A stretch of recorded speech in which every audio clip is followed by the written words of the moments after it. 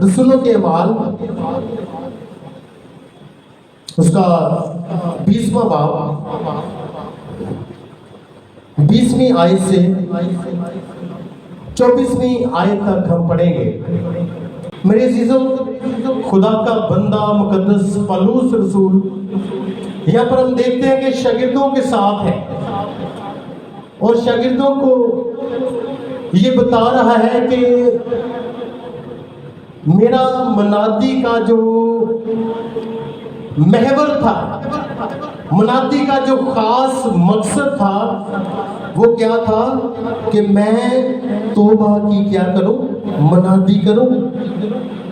मैंने क्या किया है, मैंने खुदावंद यीशु अल मसीह पर ईमान मैं लाया हूं और मेरा गवाही का जो मेन मकसद था कि लोग क्या करें, तौबा करें, लोग अपनी जिंदगियों को तब्दील करें, लोग खुदा की तरफ रजू लाएं, लोग खुदा को पहचाने, लोग खुदा को जाने। मेरा मकसद ये था। अब मैं यरूशलेम को जाता हूं जहां पर मुझे कत्ल किया जाएगा।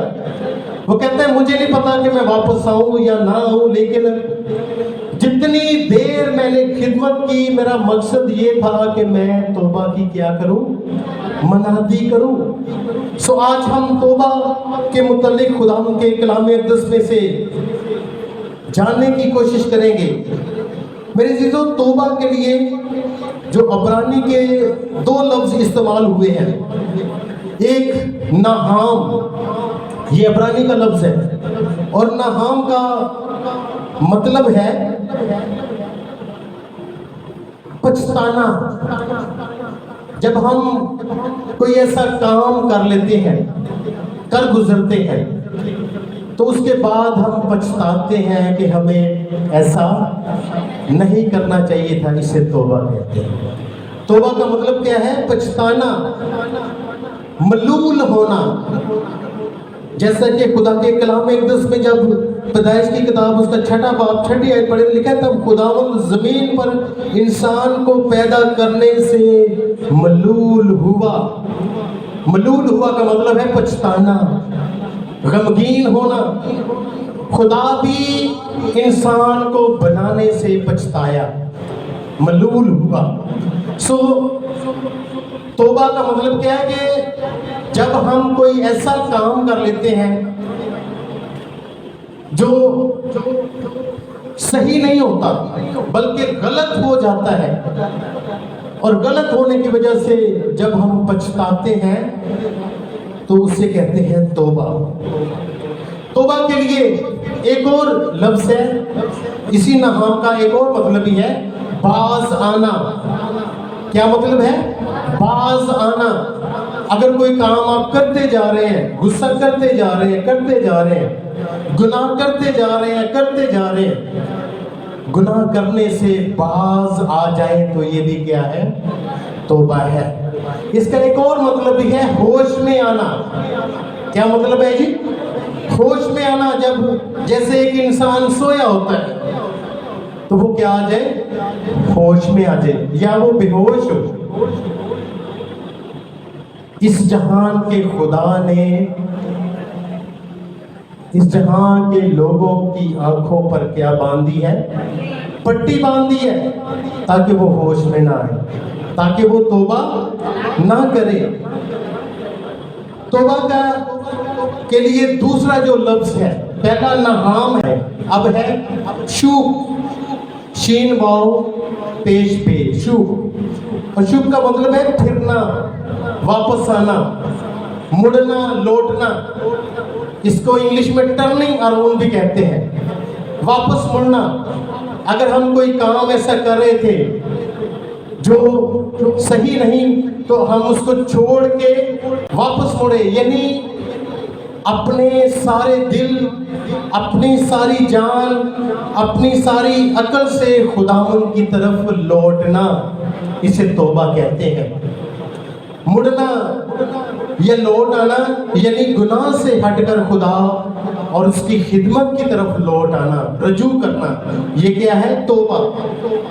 ذہن کو تبدیل کرنا، جیسے چینج دا مائنڈ، اپنے ذہن کو تبدیل کرنا کہ نہیں، میں اپنا دل اب خداوند کو دیتا ہوں۔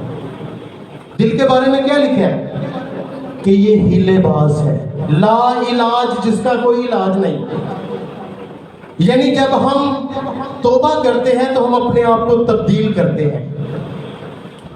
کیا کرتے ہیں؟ اپنے آپ کو تبدیل کرتے ہیں۔ ہمارے اندر پھر تبدیلی بھی آنی چاہیے۔ اور اگر ہم فتح حاصل کرنا چاہتے ہیں، کیا چاہتے ہیں؟ فتح حاصل کرنا چاہتے ہیں۔ فتح کا پہلا سٹیپ ہی توبہ ہے، پہلا قدم ہی، جیسے آپ سیڑھی پر چڑھتے ہیں اسی طرح پہلا سٹیپ توبہ ہے۔ اور ہمیں مسلسل توبہ کی ضرورت ہے۔ اس کا مطلب یہ نہیں کہ ایک دفعہ غلطی کر لی پھر توبہ کر لی، غلطی کر لی پھر توبہ کر لی۔ اس کا مطلب یہ ہے، خدا کے کلام اقدس میں خدا کا بندہ مقدس یوحنا بیان کرتا ہے کہ اگر ہم کہیں کہ ہم بے گناہ ہیں تو اپنے آپ کو فریب دیتے ہیں اور ہم میں سچائی نہیں۔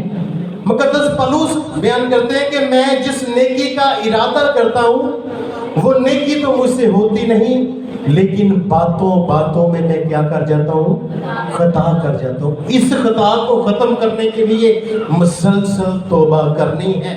یعنی ایک ہوتا ہے شعور، ایک ہوتا ہے لا شعور، جسے کانشیس کہتے ہیں اور انکانشیس۔ شعور کہتے ہیں کہ ہم جانتے ہیں کہ یہ گناہ ہے، یہ بدی ہے، اور ہم پھر بھی کرتے جائیں۔ اور انکانشیس ہوتا ہے کہ انجانے میں ہمیں پتہ نہیں ہوتا کہ یہ گناہ ہم کر رہے ہیں اور وہ ہم سے ہو جائے۔ تو ہم نے کیا کرنا ہے؟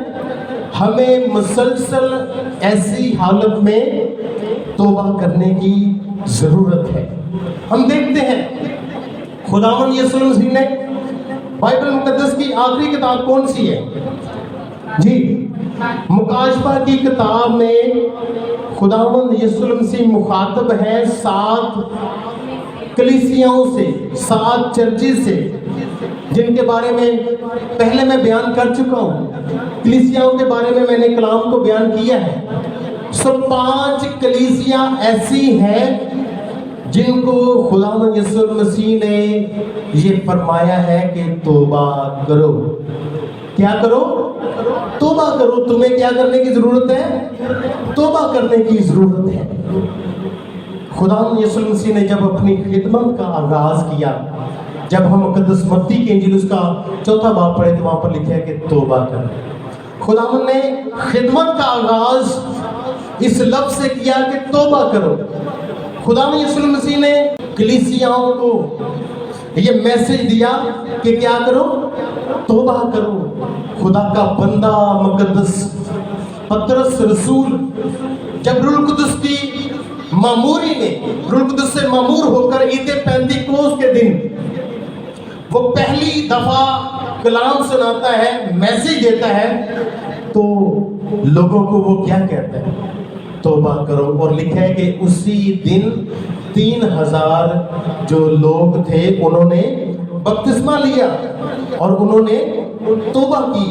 سو میرے عزیزوں، جب ہم توبہ کرتے ہیں تو صرف ہم اپنے آپ کو 100 میں سے 10% جان پاتے ہیں۔ ایک اسکالر بیان کرتا ہے، وہ اسکالر کہتے ہیں کہ جب ہم توبہ کرتے ہیں نا تو ہم اپنے آپ کو صرف 10% جان پاتے ہیں۔ 90% کا ہمیں نہیں پتا ہوتا، لاشعور میں ہوتا ہے اور ہم غلطی کرتے رہتے ہیں، خطا کرتے رہتے ہیں۔ صرف 10% ہم جانتے ہیں کہ ہم واقعی خدا کے ساتھ چل رہے ہیں، ہم نے توبہ کی ہے، یہ وہ۔ جیسے اس کی میں مثال دوں گا، ایک گلاس ہے، گلاس کے اندر جب جوس ڈالیں یا کولڈ ڈرنک ڈالیں تو اس کے اندر جب ہم آئس برف ڈالتے ہیں، برف ڈالنے کے بعد ہمیں کچھ حصہ نظر آتا ہے برف کا، جی بھائی آتا ہے نا، یعنی اوپر والا تھوڑا سا حصہ نظر آتا ہے، باقی سارا کدھر ہوتا ہے؟ نیچے ہوتا ہے۔ یہی حال ہمارا ہے کہ جب ہم توبہ کرتے ہیں، خدا میں آتے ہیں نا، تو صرف تھوڑا سا حصہ جو ہے ہم اپنے آپ کو جان پاتے ہیں. اور جب ہم توبہ کر لیتے ہیں تو دوسروں کو صرف 1% جانتے ہیں. کتنے فیصد جانتے ہیں؟ 1%. اور جب 1% جان لیتے ہیں تو دوسروں پر الزام لگانا شروع کر دیتے ہیں. کیا لگاتے ہیں جی؟ الزام لگانا شروع ہو جاتے ہیں. الزام لگاتے ہیں ہم. لکھا ہے خدا کے کلام میں، اے الزام لگانے والے تو کوئی کیوں نہ ہو، تجھے کوئی عذر نہیں کہ تو کسی پر الزام لگائے. بلکہ میرے عزیزو، جب ہم توبہ کرتے ہیں تو صرف 10% اپنے آپ کو جان پاتے ہیں. میرے عزیزو، توبہ کا مطلب کیا ہوتا ہے؟ خدا کی طرف مڑنا، اپنے ذہن کو تبدیل کرنا، ہوش میں آنا، لوٹنا، رجوع کرنا. پرانے عہد نامہ میں اور نئے عہد نامہ میں خدا نے ہمیں سکھایا ہے. پرانے عہد نامہ میں 10 احکامات دیے. کیا دیے ہمیں؟ 10 احکامات دیے. خدا نے فرمایا تھا کہ تو میرے حضور غیر معبودوں کو نہ ماننا، تو اپنے لیے کوئی تراشی ہوئی مورت نہ بنانا، نہ کسی چیز کو جو آسمان پر ہو یا زمین پر یا زمین کے نیچے ہو تو ان کے آگے سجدہ نہ کرنا. لوگ تے کونیاں دے پل ہو کے ہیں، اپنی کونیاں میں چھلاندے ہوئے جاندے ہیں، تو لکھے کہ تو ان کو سجدہ نہ کرنا. یہ کون کہہ رہا ہے؟ یہ میں کہہ رہا ہوں، خدا کہہ رہا ہے.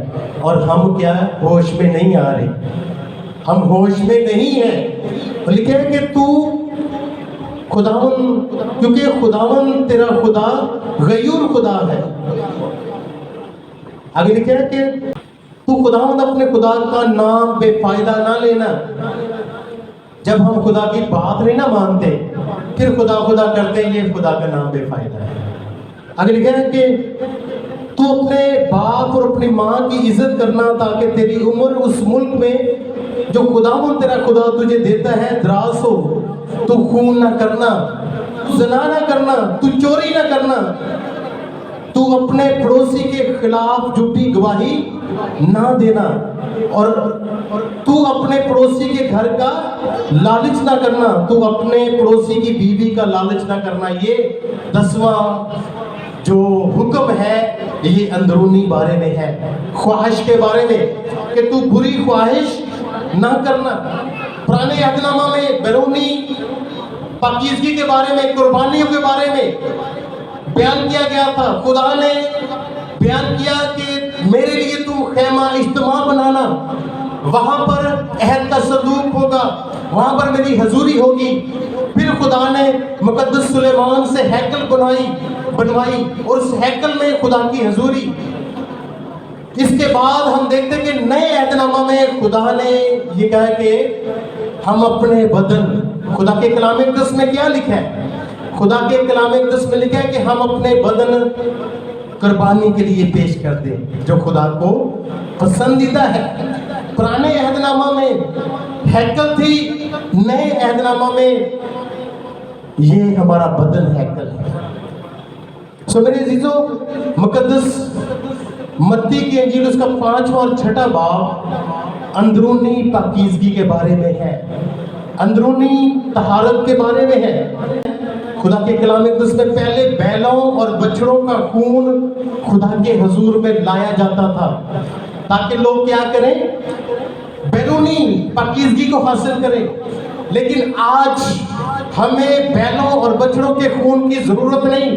آج خداوند یسوع کے خون سے ہم نے اپنے آپ کو پاک کرنا ہے، اپنے آپ کو صاف کرنا ہے.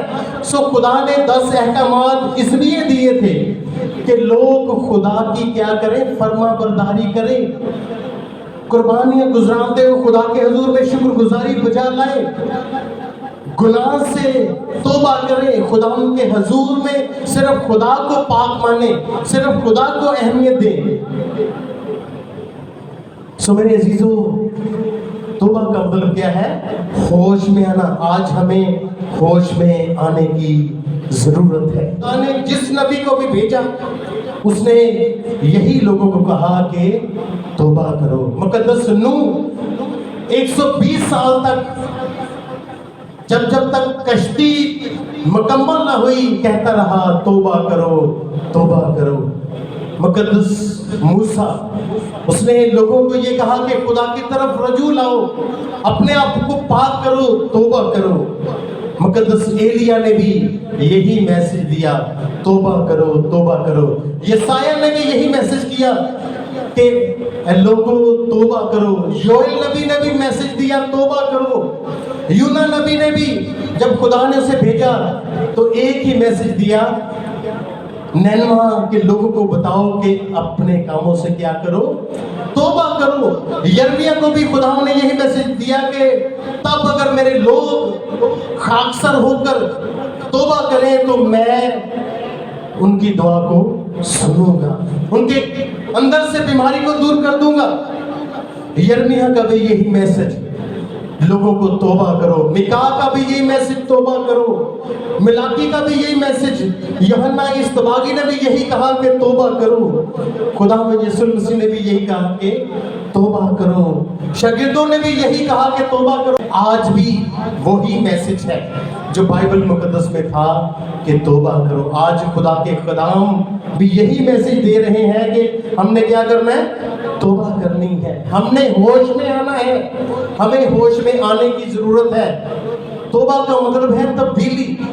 अगर हमारी आदतें तब्दील नहीं, हमारी जिंदगी तब्दील नहीं तो कोई फायदा नहीं। यहूदा अस्करियोती ने क्या किया, खुदावंद यीशु मसीह को बेच दिया।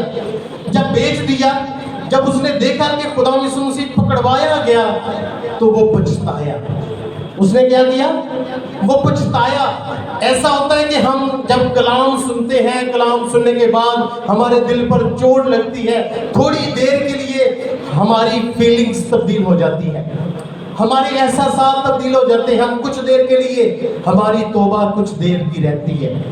उसके बाद फिर वही काम, उसने फिर वही काम किया। उसने खुदा के हजूर में झुकने की बजाय उसने खुदकुशी कर ली। सो मेरे अजीजों, हमने क्या करना है, जब तौबा की है तो उस तब्दीली पर हमने क्या रहना है, कायम रहना है। खुदा के कलाम में लिखा है कि खुदा यीशु मसीह कहते हैं, मैं तुमसे कहता हूं कि तौबा अगर तुम ना करोगे तो सब हलाक होगे। तुम सब क्या होगे? जब लूसीफर फरिश्ता जो खुदा से दूर हो गया तो खुदा ने उसके लिए आग और गंधक की झील बनाई थी, उसके फरिश्तों के लिए बनाई थी जो उसके साथ थे। खुदा ने कभी भी हमारे लिए आग और गंधक की झील नहीं थी बनाई। वो लोग जो खुदा की नहीं सुनते, खुदा के हुक्मों पर अमल नहीं करते, तौबा नहीं करते, मुसलसल खुदावंद के हुजूर अपनी तौबा को कायम नहीं रखते, वो खुद अपने आप को उस आग और गंधक की झील में डालने के लिए तैयारी कर रहे हैं। खुदा चाहता है हमें बरकतों से भरे, खुदा चाहता है कि हमारी जिंदगियों को बढ़ाए, खुदा चाहता है कि हम उसके हजूर में जाएं। लेकिन अगर हम क्या करेंगे, हमारी तौबा कायम नहीं रहेगी तो हमारा हाल सदूम और अमूरा की तरह होगा। सदूम और अमूरा होश में ना आए, उन्होंने तौबा ना की, उन्होंने खुदा को कबूल ना किया, बल्कि अपनी जो जिस्मानी जिनसी रविशों में पड़े रहे और उन पर खुदा ने आग और गंधक को बरसाया। ये हमारे लिए एक मैसेज है कि अगर हम तौबा नहीं करेंगे तो हम भी आग और गंधक की झील में डाले जाएंगे।